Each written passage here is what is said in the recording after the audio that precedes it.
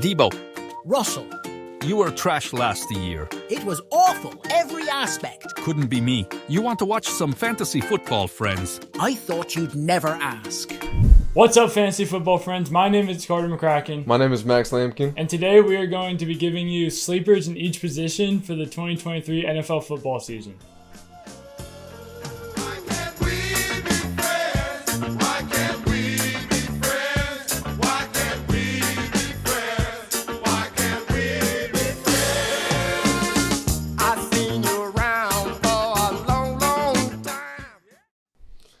All right, man. Start us off with your quarterbacks.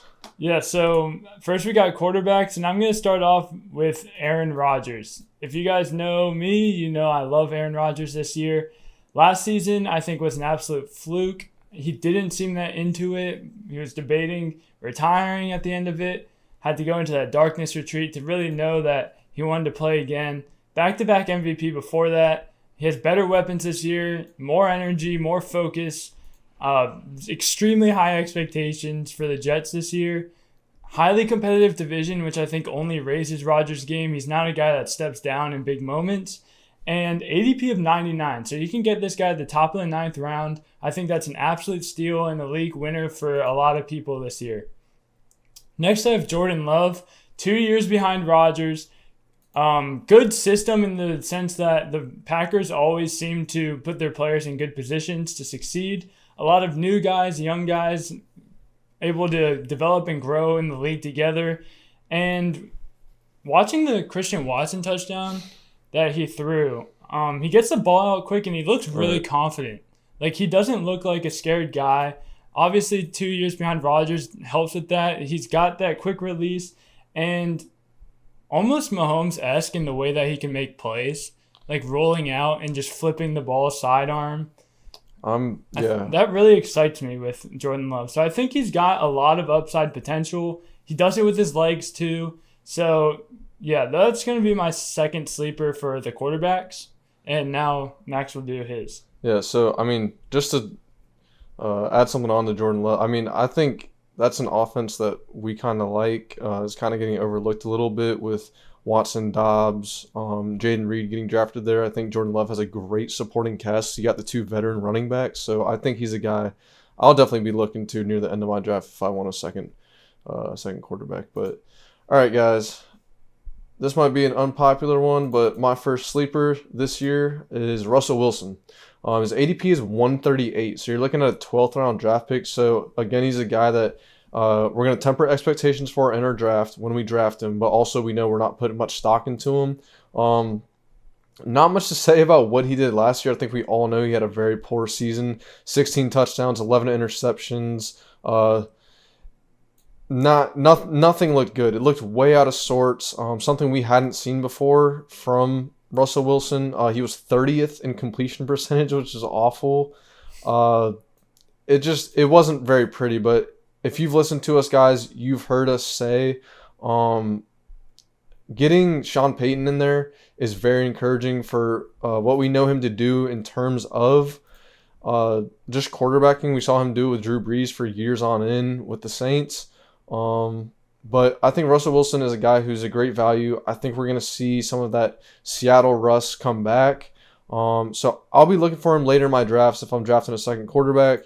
He's a guy I think will be reliable. I think he'll have a very solid floor in that offense this year. May not have the boom games, again, with Jerry Jeudy being injured right now. Yet to see how that kind of plays out. But I like Russell Wilson in the 12th round. My next sleeper is Kenny Pickett for the Pittsburgh Steelers, a guy that I really like. Honestly could have had him as a breakout also. I just think his ADP is 159. So you're looking like, what is that, 14th round? That's just, I mean, guys, you're not putting any sort of capital into that. At that point, we're talking dart throws. Kenny Pickett is a guy I like. It does concern me a little bit. He actually was second in the league in interceptable passes, but I think he'll clean that up a little bit. A guy that has Diontae Johnson, George Pickens, Pat Freiermuth, even Allen Robinson. So I think Kenny Pickett is a guy who's going to be a lot better than he was last year. Should have better protection this year. First round pick Broderick Jones from Georgia, signed the guard from Philly. I don't want to botch his name. I know it's Isaac Sayamalu, I think. Yeah, I don't even want to Could be totally off on that, but all I know is that he's a top 10, 15 guard in the league, and you like to see that in front of your quarterback. So I think that Pittsburgh Steelers offense is going to be a lot better this year. Kenny Pickett is my final QB sleeper. So going on to running backs, my running back number 1 is going to be Cam Akers. Over the last half of the season last year, he became the bell cow running back, really started to earn the trust of Sean McVay. Something you love to see as a guy you could get at the end of the 5th round, ADP of 57.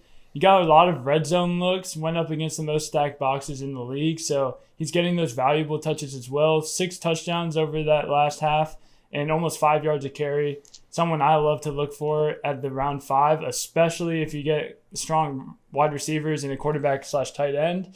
You could slot him in as your running back too and be pretty confident that his floor is going to be good for you. Alexander Mattison is next, ADP of 52, going a little bit higher than Cam Akers, middle of round 5. 23 missed tackles, forced mere 77 or 45. Okay, so from Rotoballer, 23 missed tackles forced on a mere 77 attempts for an average rate of 29.9%. An elusive rating of 85.8, good enough for 10th among all running backs in the league. I think now that he's stepping into that Dalvin Cook role, he could see a bell cow type workload, and he has receiving upside as well. He's not leaving much to be desired in that sense. I think he's another great guy to look to in the 5th round, similar to Cam Akers. If you need that running back too, I'm certainly going with Alexander Mattison. Yeah, I think both of those are guys that, like, if you're going receiver heavy in your draft, you look to them, like you said, in the 5th round or so, just to shore up your running back spot. I like both of those. Guys, my first sleeper at running back is someone plays for my favorite team, Antonio Gibson.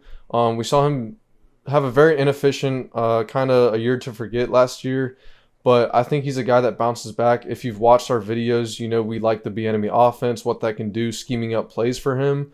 Wasn't great on the ground last year, but he did push 60 targets last year, which is big, and I think he's going to get more than that. I think we'll see him in a Jerick McKinnon type role, and I also think he'll bounce back on the ground. If he can even get back to league average, he would have been much better than he was last year. Only surmounted 5 touchdowns last year. I think we see that tick up to about, I'd like to see 8 or close to double digits. Just the way he can be used, I think if Bieniemy can really figure that out, which I have no doubt in my mind that he can, Gibson's going to be a steal. He's getting drafted in the 8th round right now, so if your league mates are low on him, he's a guy that I'm going to pounce on.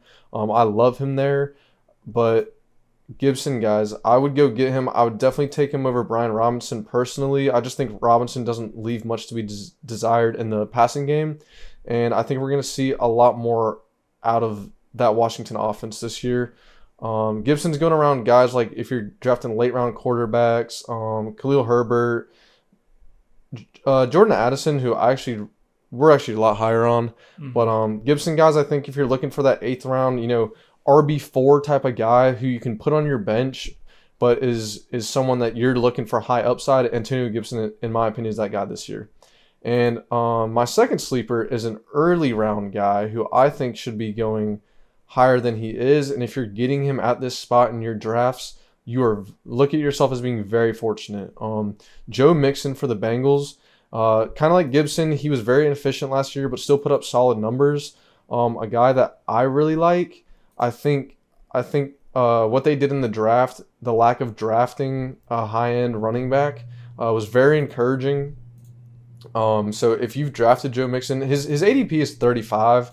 I see him as an early 3rd rounder. So I think if you're able to get him in the turn there, get someone else really good there also.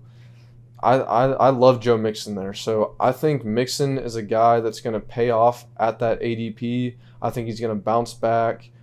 Definitely a guy I'll have a high 3rd round pick. I'm looking to draft him. I don't know how you feel about him. I know you'll be drafting a little later than I am. Mm-hmm. But again, guys, should tick up. Had 60 receptions last year. So that's really big, especially playing PPR. 60 receptions, 441 yards, and 2 touchdowns. That's huge, guys. And he's a guy that I have slotted in as at least 1,000 yards this year on the ground.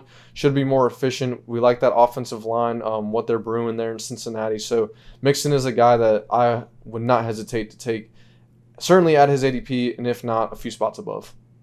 Yeah, okay, that's a great point that you made.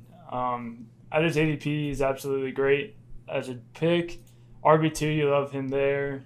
It gives you a lot of security. Bengals like to stick to the run game regardless.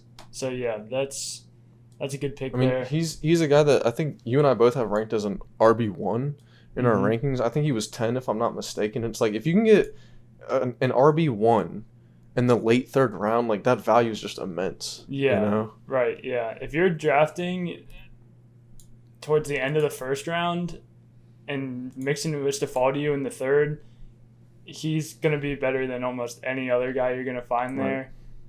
And then if you are drafting in the middle of it, he's viable. And if you're in the beginning of the third round, he's still viable. Like he's going to return that value in the third round, I totally almost agree, definitely. Dude. So yeah. I mean, he's a guy I'm, like you just said, comfortable drafting anywhere in the third round. I have no issue with it at all. Right. Yeah. Someone I could be looking to, honestly, if you go receiver, dude, and then you end up with Joe Mixon as your RB1, like, I'm not even too worried about that. That's totally cool. Mixon and Akers or something. Yeah. So yeah, that's okay. I'm getting a little bit of ideas here. Next is wide receivers. So I'm going to start off with Diontae Johnson. Basically a 90% snap share last year. I think it's 89.5, so I'm just going to say 90%. 147 targets and only 86 receptions, so he's a huge volume guy. I think Kenny Pickett takes a step up this year. We've talked a little bit about him. ADP of 80, so this is the end of the 7th round. 17 spots behind Mike Williams, and provides much more security on a week-to-week basis. I would honestly rather have Diontae Johnson than Mike Williams and take a running back with upside or a tight end / quarterback in those earlier rounds. So after that, I have Courtland Sutton. Sean Payton in the offense this year, talked a little bit about that. He's expected improvement from Russell Wilson. ADP of 101, so he's in the 9th round. And ended the year with 14 red zone targets, 12 of those as end zone targets. Just to put that into perspective, that's tied with A.J. Brown and Allen Lazard with 7, who ended with 11 and 6 touchdowns respectively. Sutton only 2. That has to go up. And especially with Jerry Jeudy out this year, I love him in the beginning of the year with an extra boost. Sutton's a guy I'm looking for in the 9th round for sure. Yeah, I like both those guys a lot. Deebo, that's who I'm starting with at my wide receiver sleeper. Early round guy, going around that same spot as Mixon. If I'm getting him in the top of the 4th round, guys, I'm ecstatic. I mean, I feel like he's a guy that's very polarizing this year just because a lot of people probably have a sour taste in their mouth due to drafting him in like the 2nd round last year. But guys, he's getting drafted as the wide receiver 17 right now. I totally think he can return value there. I think he has the potential to finish as a low-end wide receiver 1. You've already heard him talk about being very frustrated from what he put up last year, so I think he's going to bounce back. I like Deebo a lot this year. I think his touchdowns are going to go up. His yardage, he only put up 600 receiving yards, guys. So there's no way he doesn't at least get to like 900 borderline. We saw his rushing efficiency stayed relatively the same as the year prior. So Deebo's a guy I really like at his ADP. I certainly like him more than DK. Certainly like him more than Kenneth Walker, even Aaron Jones, Dameon Pierce. So just an idea of the guys that are around him that I would draft much later than I would Deebo Samuel. So second guy, ADP of 73. I had him last year, was very pleased with him. Christian Kirk, I think he operates very well in that Jaguars offense. I know a lot of people are probably worried about Calvin Ridley coming over, but I said the same thing in our wide receiver rankings video. But if this is your first time hearing it, Kirk plays almost exclusively in the slot. So Calvin Ridley coming over, I'm not really worried about it. I still think Christian Kirk is going to have a great year. He had over 1,100 yards last year, 8 touchdowns, 84 receptions, 133 targets. So that's a guy, 15th in targets. That's a guy who I think he can at least replicate those numbers, if not go higher, because we've said this I feel like we say this every video, that Jaguars offense is primed to explode. Mm-hmm. So guys, if you're looking at Christian Kirk, ADP of 73, bottom of the 6th, top of the 7th, I mean, if you're having him as your wide receiver 3, possibly a wide receiver 4, I love him as that. I think he's a great player. I think we saw him earn that contract that everyone was freaking out about last year. Had a higher target separation rate than Jamar Chase, Devontae Smith, Amari Cooper, just to give you guys an idea. But he's a guy I really like, 2.13 yards per route. So he's breaking that 2-yard threshold that we like to see. So Christian Kirk, guys, is a guy that I mean, there's no way he doesn't return that value. Yeah, someone that's going to play in the slot as well, which is absolutely deadly in some cases, especially if someone with the talent like Christian Kirk. Right. So, again, guys, just to give you an idea, he's going one spot behind Chris Godwin. Chris Godwin's a great talent, but when you have the decision to make between – if those two guys are on your board and I'm looking at both of them, my thought process is, okay, Christian Kirk, we already saw what he did last year. And a new year in that offense, he has another year in the offense. That offense is going to be far superior to Tampa Bay. I'm taking Christian Kirk in that situation. So my third sleeper at receiver, deep sleep, Darnell Mooney. I love Mooney. We have seen him be effective in this league. Another offense that I think both you and I are looking to take a step forward. Justin Fields is a guy that we feel very strongly about, someone that can certainly finish as QB1. So obviously if he's finishing as QB1, he's got to have a good supporting cast. Darnell Mooney, he's a big play waiting to happen, great body control, great at the catch point, even though he's a smaller guy. A guy at 174, you're taking him in like the last round of your draft. I'll certainly have my fair shares of him. So Darnell Mooney, guys, if you're looking for a late round dart throw that has high upside, because that's what we like to emphasize here. When you're in the late rounds, don't take a guy like Adam Thielen or someone that's safe, older guys. I love Darnell Mooney. I think Darnell Mooney's a great talent. If we can see him put up a healthy season, he's going to return value. And to end things off at my wide receiver position for sleepers, a guy that you and I are both really coming on to, Marvin Mims Jr. for the Denver Broncos. 185 ADP, guys. So getting drafted even after Darnell Mooney. I think with Jerry Jeudy's injury, it might keep him out the first 2-3 weeks. That's kind of yet to be seen, yet to play itself out. But Marvin Mims, guys, high draft capital. The Broncos invested in him. So I liked him coming out of Oklahoma. He's a guy that can play really all spots on the field.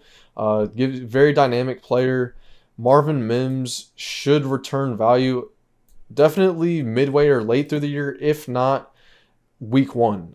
So he's a guy I would be very happy to have on my team, sitting on my bench, just waiting to see what he's doing. If you're already strong at receiver, great trade bait to have. So Marvin Mims is a guy I'm targeting very heavily, honestly thinking of taking him even as early as like the 10th round. I just think he's going to be able to support himself. I think he's going to see volume, a guy that I'm very excited about. So next we have tight ends, and I'm going to start off with Tyler Conklin for the New York Jets. 87 targets last year, only 58 receptions with Zach Wilson and Mike White at the helm. I already talked about Aaron Rodgers, guys. I think this offense just looks better in the air, and Conklin could be a recipient of that. Now, tight end isn't exactly Rodgers' go-to position. He likes the wide receivers, even in the end zone, but I think Conklin definitely sees an uptick from what he was last year, and certainly someone you can get extremely late in your draft. Probably will be on the waiver wire at the end. So look for him if you are struggling in the tight end position, just to shore it up and see what happens with Rodgers there at quarterback. Next, I have Zach Ertz, 11.6 fantasy points per game last year before going out.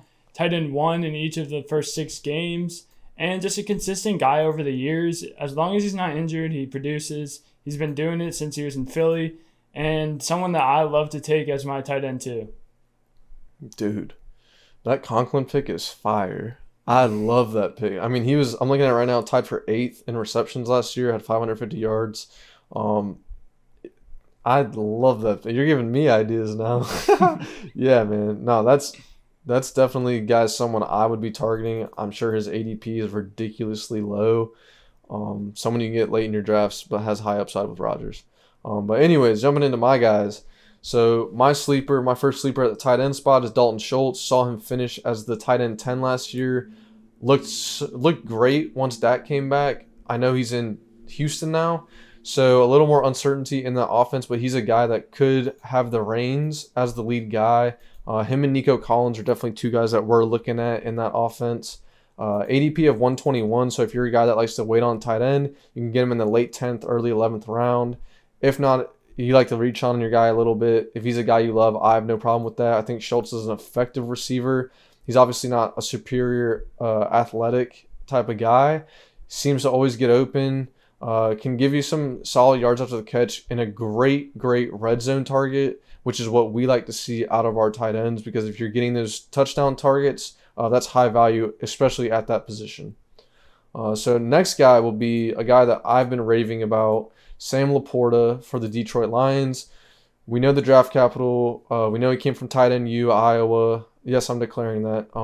I think he gives you George Kittle type play, yards up to the catch. He gets down and dirty. Great guy. I think he will operate as Detroit's number 2 wide receiver, essentially, in that offense. They're looking for another guy. Jameson Williams, 6-game suspension. So LaPorta could get very cozy in that offense to begin with, could play very well for him throughout the season. So, and then again, Jared Goff is a guy that we think is going to light it up this year. So LaPorta is going to be a direct beneficiary of that.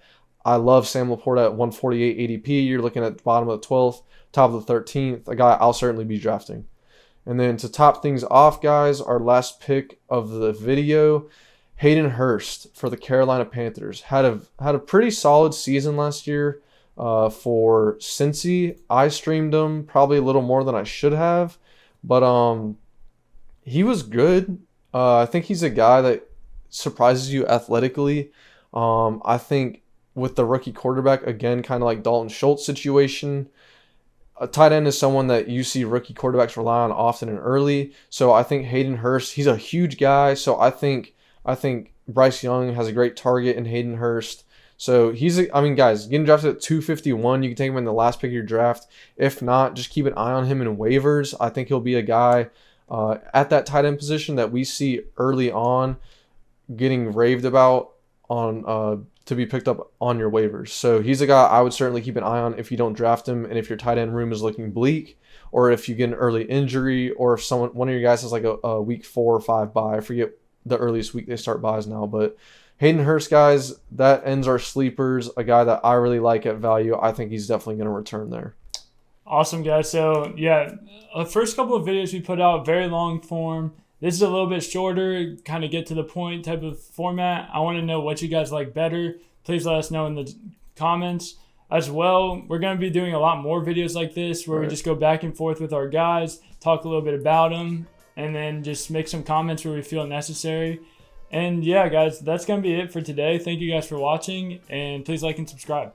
Thank you guys so much for watching today. Please like and subscribe if you enjoyed our content. Also, comment down in the comment section below if you have any questions about fantasy or about anything we just said. We will happily respond to any of those. We have a Discord chat as well if you'd like to connect. We're on TikTok, Instagram, and Twitter if you want to follow us there for some more content. We will be posting on YouTube a bunch, and a lot of that's going to go onto those types of socials. So yeah, share with your fantasy football friends. Join the community, and let's grow this thing. Let's make it big. I hope you have a great day, and thank you again for watching.